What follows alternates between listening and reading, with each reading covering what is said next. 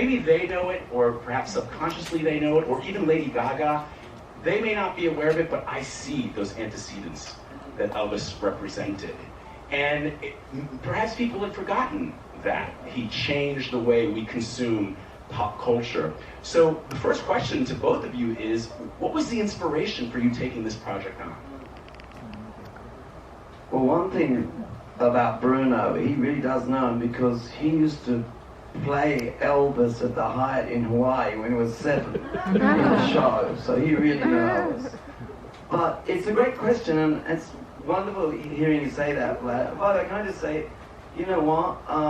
Having an audience react to a film in a really positive way is really always moving. I mean, you all know you make things and you give yourself completely to it, but to have your peers, to walk in a room and have your peers and other creators and makers react like that is really overwhelming. So I've got to thank you for that. It was just...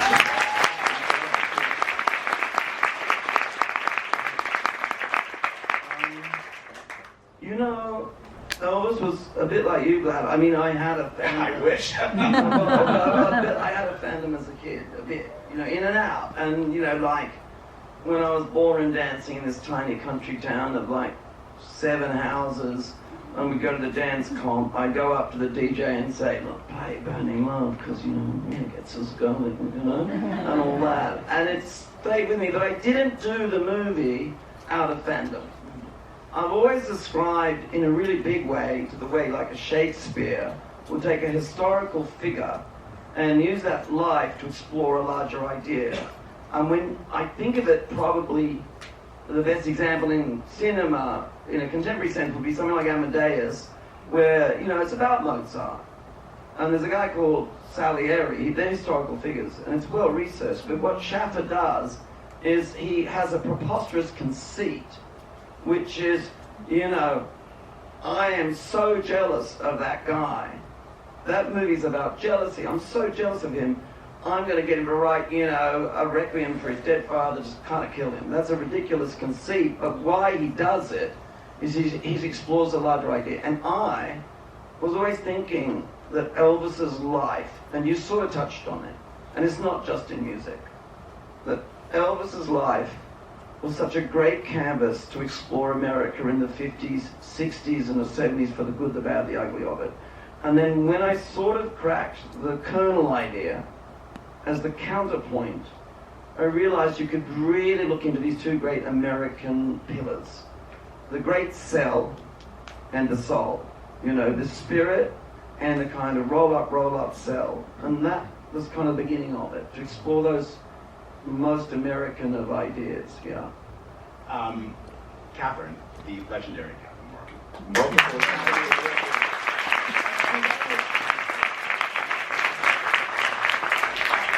She's only got 4 I know, only 4. You know what it's like at breakfast, Vlad? She comes down. Especially the morning after, what's it like? She's just like, hi darling, how's your name? I've only used my Oscars once in a familial setting, and that was to convince my daughter that I knew how to hem her prom dress. She was frustrating me so much. I said, listen, I'm not a complete idiot. I've won an Oscar for costume design. I think I know how to hem your prom dress. I think it's refreshing when people that create art for a living still have to do daily battle with their children to convince them that there's somebody really that they know what they're doing. Yeah, she still to this day does not think I know what I'm doing.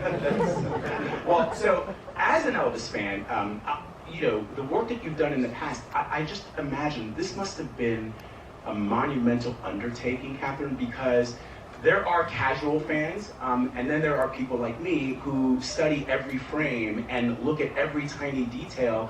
And we've seen Elvis movies in the past. We've seen Kurt Russell, even Don Johnson. Yeah, that Don Johnson once played Elvis Presley in the 1980s. And every time I've watched these films with other Elvis nerds, we've been like, it's okay. But you know, it's perhaps the spirit of Elvis Presley, but you really nailed it. Talk to me about the research that you did, because specifically as it relates to those 3 eras, the 1950s, the 1960s, and then the 70s. Well, certainly Baz is a great taskmaster of research. So we spent a long time examining basically the entire lexicon of Elvis style. And we had unprecedented access to the archives. So that was really helpful, because often when you're recreating historical figures, you can't actually ask Angie Marchese, who's the head archivist at Graceland, can you please, Angie, measure the collar height, the cuffs, the width of the back of the leather 68 special suit. But I think one of the things about Elvis in this movie is Austen's portrayal of Elvis.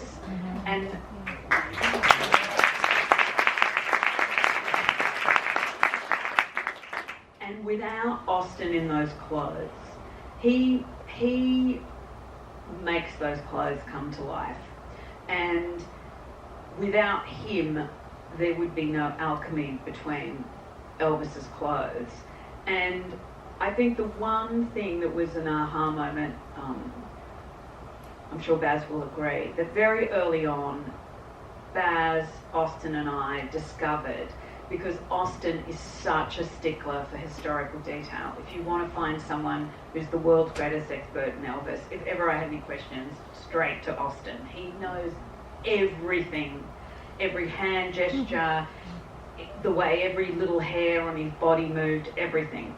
And what we realised was that if we just copied Elvis's costumes absolutely to the letter, the collar height, whatever, it just became a Halloween costume. And it was about the synergy of the costumes with Austen's interpretation of the role.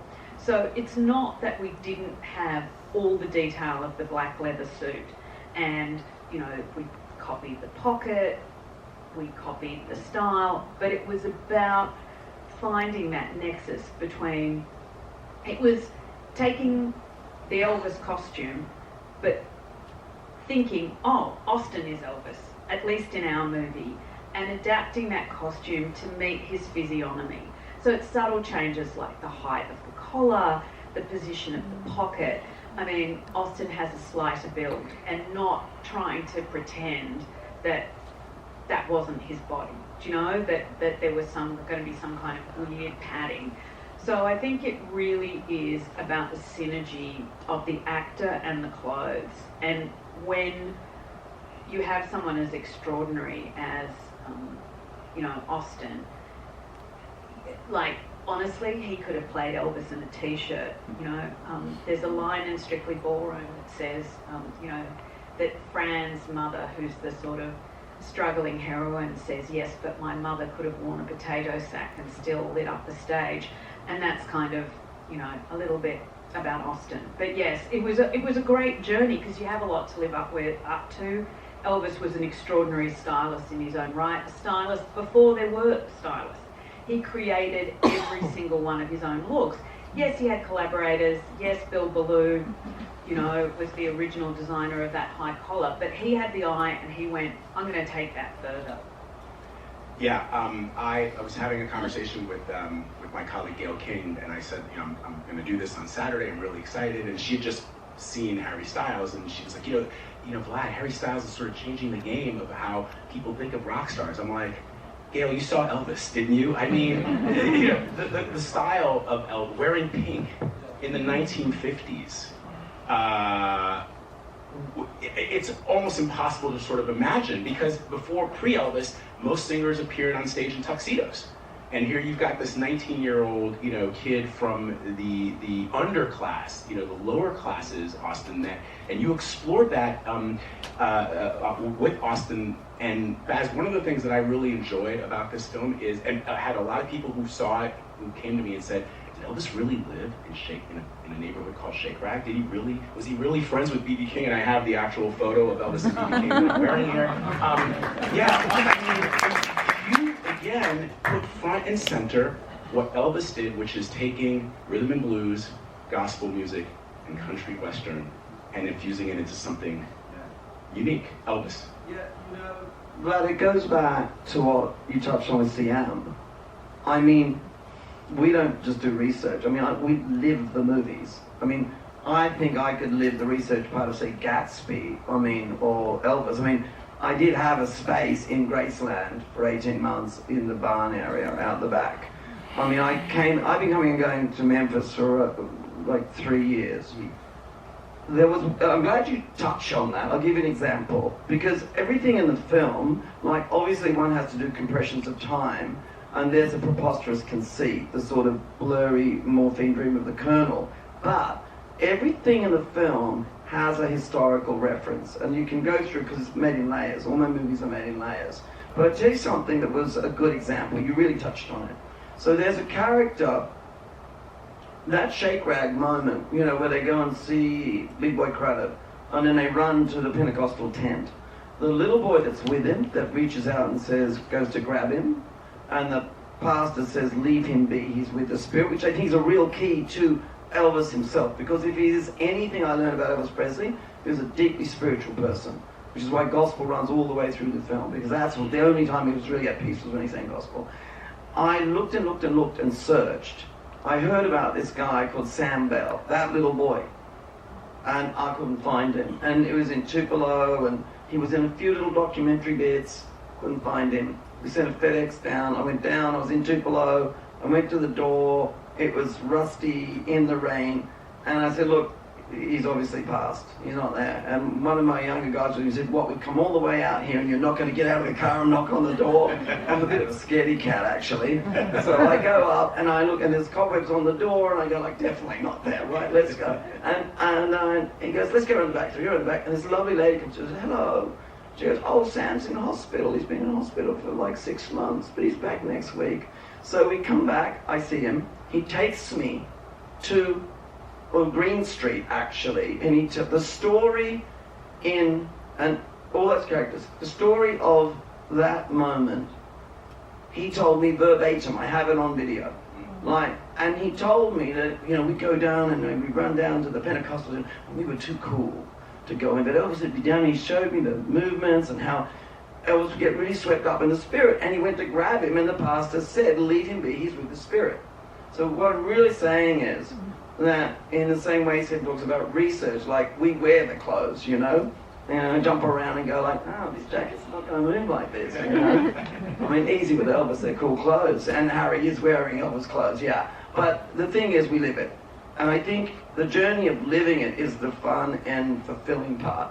We probably do it forever, but not make the movie. But to have found him, and to be told that story by him, and he went on to have an illustrious career in the Air Force, actually, and he's quite a religious fellow. And to sit there, that's the privilege of it. Yeah. The privilege of being able to just go inside someone's life and live it and meet with the people, That's powerful. And you also had very front and center, I know there are perhaps voters here, Kelvin Harrison Jr. as B.B. King was amazing, deserves to be nominated for supporting actor, because he just nailed every mannerism, Alton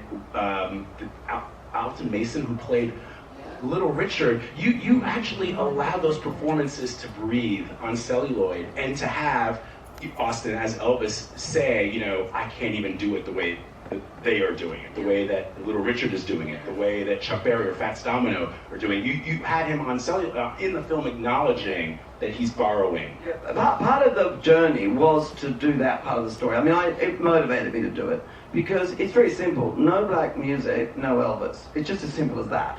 And what's misunderstood, it really is, and what's really misunderstood is that not only does Elvis end up in one of the few white houses in a black neighborhood, because he was so ashamed of the father going away to the jail and all of that, and what you see in that story is real, but Elvis does continually, not the Colonel, not the big salesman, not the roll up, not the guy that puts his brand on everything, but Elvis himself continually says throughout the 50s, oh, I'll never be as good as, I didn't invent this, and I just put my take on it. That scene at the end where he goes, he never called himself the king, ever. And when he says, I'm not the king of rock and roll, he said, Fats, come over here. That really happened, So I think that there's, as Yola would say, she's so articulate about it, she would say there's appropriation, and then there's also the acknowledgement of the lineage. And I think what's really important in the film is that Elvis tried to do it, but the Colonel severed him.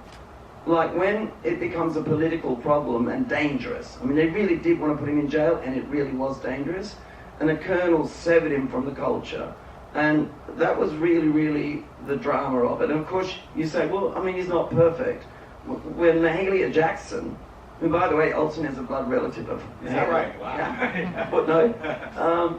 When Mahalia comes and says, look, come and be part of the Civil Rights concert, he says, the Colonel wouldn't let me. And she said, look, a real man makes his own decisions. I mean, that vulnerable spirit of Elvis, by then he's quite addicted to, opioids and stuff, and he's quite weak. But he's not perfect, Yeah. And I think that there's a story there where he could have stood up, but by then he's actually in that golden cathedral, I mean, I'm not making an excuse. Yeah, sure. But he just isn't the person that, the only thing he's addicted to is the sound of the applause coming across the floodlights. Right. Catherine, let me ask you about, we're going to talk about Austin and Tom Hanks, but designing for Olivia, who's playing Priscilla, and how you took her from schoolgirl, basically, to maybe people forget that Priscilla Presley in her day was as much of a fashion icon as any Kim Kardashian or anybody that's in, that we be respected and celebrated, and also her journey as a woman, and that she not just be a kind of a footnote in the movie. And what is interesting about Priscilla is she's kind of emblematic of a female journey through those decades, because she does start out as a kind of young girl not driving her own life, and by the end of the movie and to this day she has created her own persona. She is her own person, and she has had agency in the world. And that's something that Olivia and I talked about a lot, and I know Baz talked with Olivia a lot about. And in terms of her as a style icon, we, just like with Elvis, didn't want to go into Halloween kind of territory. We wanted to find that balance between Olivia's interpretation of the character and what Priscilla actually wore. And we didn't want it to just be pale imitations of what she did. And we wanted to lock into a contemporary audience's mind. This was another task that Baz set, that she was a style icon. So we collaborated again with Miu Miu and Prada and looked back at their archives and just started to work on looks from this. So there's a range of looks. There are some that are recreated from life, that were made in our workroom, some that were made by Prada and Miu Miu.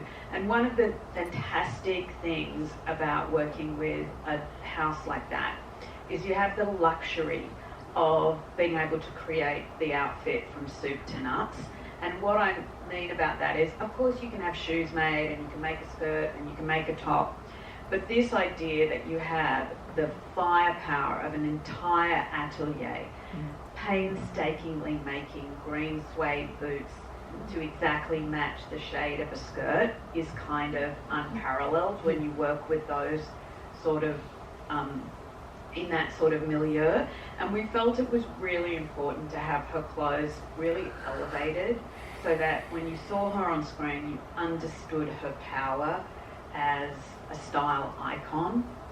And yeah, I think that Olivia did an amazing job, and we both laughed because it wasn't deliberate. It probably was deliberate in Baz's mind, but she ends up in pants, kind of walking out of Baz's.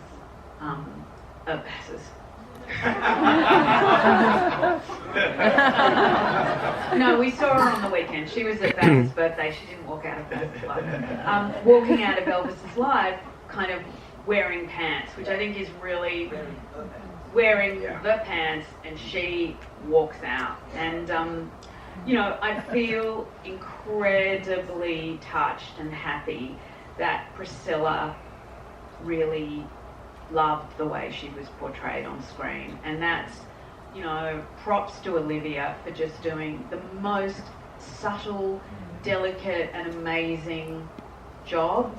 to be able to take that scene in Elvis's bedroom in Bad Neuheim and just the charm, you can see the power of the person and who she's going to be, albeit she's incredibly innocent in that moment. Yeah, she did an amazing job, and she wore the clothes really. She really Thank did. you, Olivia.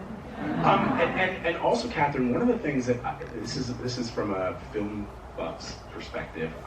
There were certain scenes in the film that only lasted 30 seconds. Specifically, I'm thinking about the movie period, Baz, that you shot, and I looked very closely when I was sitting in this audience, right in this theater right here, and I saw when you were running like the montage of the films that Elvis was in, there was one that was Austin. It was Double Trouble that I caught, and I'm thinking, okay, they're dressed exactly like Elvis in Double Trouble, which means that you had to, or there's a 15 or 20 second scene from A Little Less Conversation, which is one of the freakiest like Elvis scenes in his entire, film archives, where people are dancing in the style of the 60s, and you nailed it to a T, but it's only on screen for like 30 seconds. Well, I've got to jump in here. Okay. Right.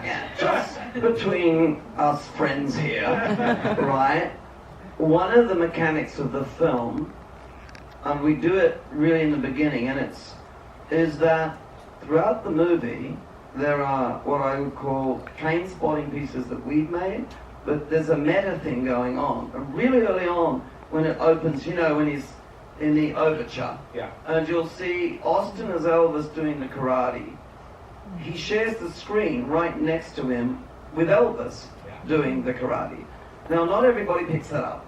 And so throughout the film, every now and then, we've actually got little meta touches of actual Elvis throughout the film. So as it turns out, Little Less Conversation, some of that film montage is actually Austin and we created it, and some of it's actually film in which we've adjusted Elvis in it to be it. So we're constantly tricking the eye, right? Just so you don't know. So I have to say, in the case of that one bit that you picked on, Sim didn't have to do the costumes. I didn't do anything. I complained about the deep fake. That was my job. I think it looks fake. That was my sole contribution. But I'll tell you something, like you take the 68, you take the Vegas concert, Yeah. right? I mean, even people who know the footage and we found the extra footage in the salt mines, but we recreated, because he used a lot of split screen, and that's the way it is, we copied the language of each period, but we absolutely copied the showroom footage. And so well that occasionally we're using actual found footage of audience members. There's no Elvis in that at all. It's totally Austin all the way through that entire sequence. And yet, sometimes audiences are going, they give up. The idea is that they sort of early on you do that. So they just give up and go I don't really care. Yeah. I'm following the man, the human being. Right. Not is that Elvis or does that look like Elvis? Right. But Catherine, you then, in the 68 comeback special, I read where the audience was dressed almost to a T. Yeah. The way that the audience would have been dressed during the actual special. So, we had so many meetings with the first assistants about that, because we had to make sure they were all sitting in the right place. We digitally printed fabric to match the outfits. All the wigs were done to be exactly like the person. I think Shane, our hairdresser, sometimes did the hairstyles better than the real people, to be honest. But that was such an adventure, because I'd never had to recreate anything historically like that.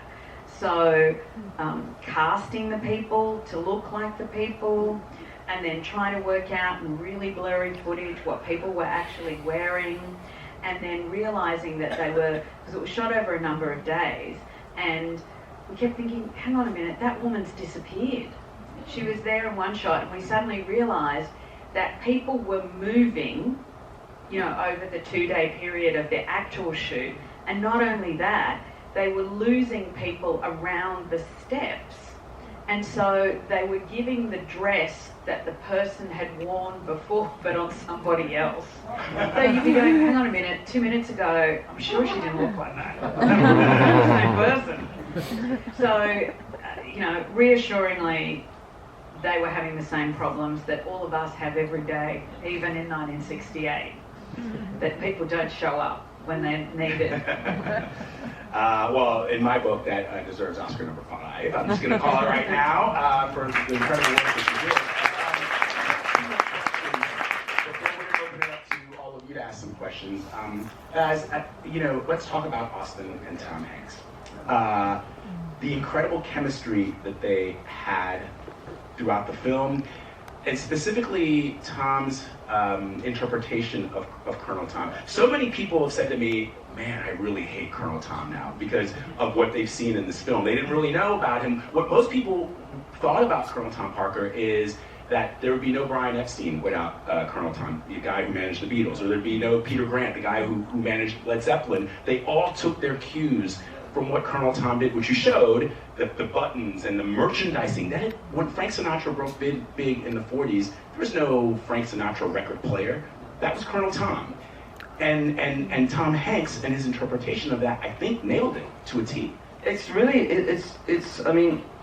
it's a really interesting subject, the subject of Colonel Tom Parker. Never a Colonel, never a Tom, not even a Parker. And his deep dark secret. But I had one great privilege and advantage that almost no scholars ever had. And that was when I had the research. What happens with the Colonel, because you cannot overstate the gargantuan scale of his character. You cannot do that. We only touch upon the Snowman's League that he formed. Do you know that LBJ was in the Snowman's League? He signed up the president to a snow jobs league, right? He would suck the air out of any room he was in. And what I was lucky enough to stumble upon was that the Colonel was going to go up against the estate and with his own exhibition and his own Graceland version of Elvis's life. He threatened them to do this, and they were haggling, and eventually he needed the money for gambling, so he just sold the stuff for I think $2 million or something, all his stuff. But they just went, unlike what Angie looks at in terms of curation, they just sort of dumped it all. And in amongst it though, this was so helpful to me. Apart from telexes that actually say, if you don't sing at least one Christmas song in the comeback special, we're going to be sued and I'm going to leave you. But also, there was a tape recorder and he loved to record himself on tape. And Angie was very slow to hand these tapes over, right?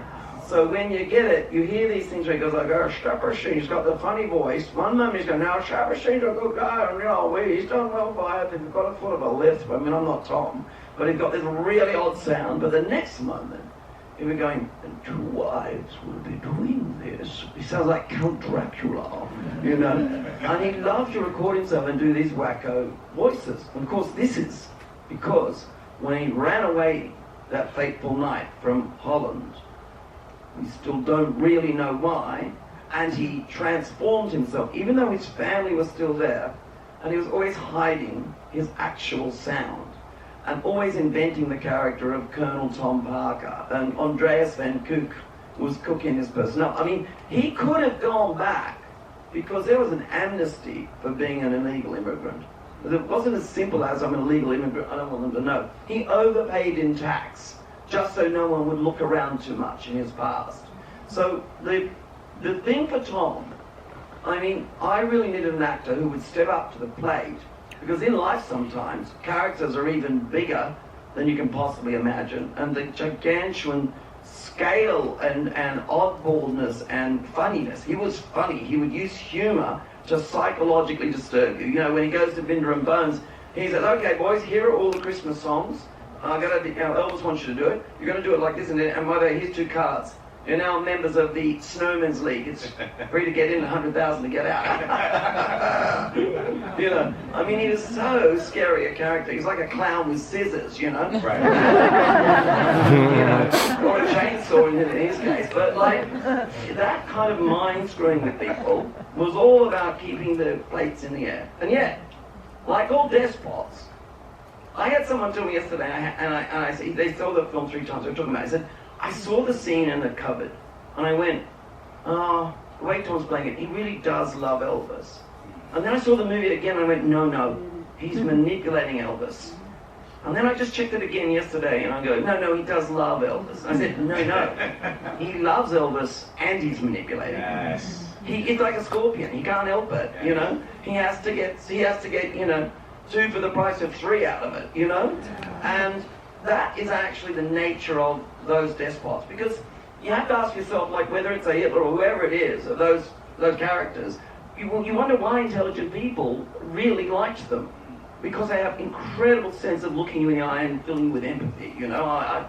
You know, they cry, you know. Yeah. So that's a complicated role to play, and you have to swing big on it. And I went to Tom Hanks, who I knew socially, and I thought, I really need a great actor. And Tom's not just, you know, one of the great actors of our time. He's one of the great actors of all time.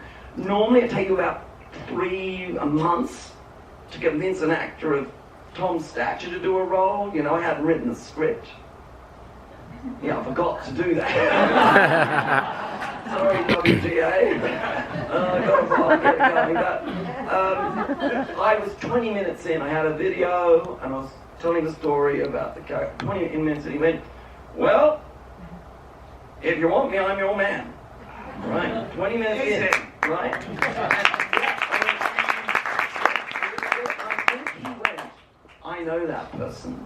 And I also want to play someone that my audience probably don't want me to play. And I will say finally that I think the reason people hate on the Colonel so much is something to do with it. It's like finding out your favorite dad is actually corrupt. Because the fact that Tom played that role, I think they dislike him even more, you know. And I think too, the thing about Tom is I always forget to bring him up because I just think he is Colonel Tom Barker.